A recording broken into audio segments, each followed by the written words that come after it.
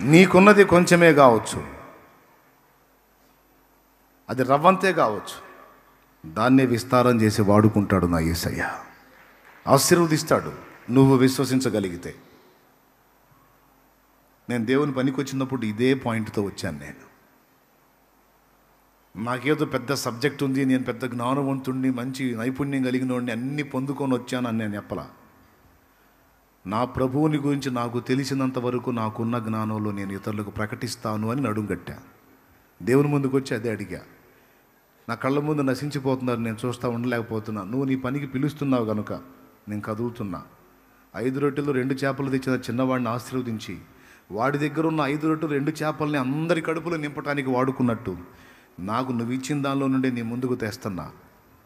దీనిలో నుంచే నీ బిడ్డలందరికీ తృప్తి కలిగించు తండ్రి అని ప్రార్థన చేస్తాను. హల్లెలూయా, చెప్పు గట్టిగా. నా దేవుడు నమ్మదగిన దేవుడు.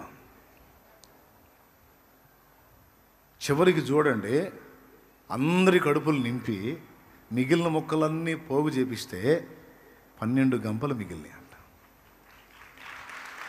12 గంపలు.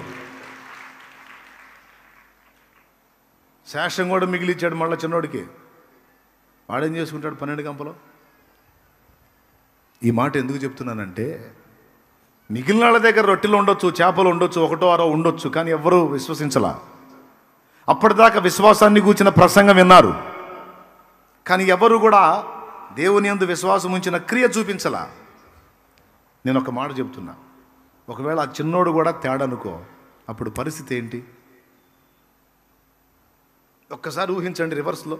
ఆ చిన్నోడు కూడా తేడు, వాడు కూడా అందరిలాగానే ఓ అబ్బాయి ఇంతమందికి ఎక్కడ అని ఆగాడు అనుకో, అప్పుడు పరిస్థితి ఏంది? దేవుని అద్భుతం అక్కడ ఆగిపోయేది. ఎందుకంటే అవిశ్వాసుల దగ్గర కార్యం జరగదు కదా. ఎంతమందికి అర్థమైంది ఈ ఒక్క ముక్క? దేవుని అద్భుతం అక్కడ ఆగిపోయేది, జరిగేది కాదు. ఆ పసివాడైనా సరే విశ్వాసపు పాత్ర తీసుకొని వచ్చి చూపించాడు కనుకనే దేవుని అద్భుతం అక్కడ అంతమంది చూసి దేవుని మహింపరిచారు.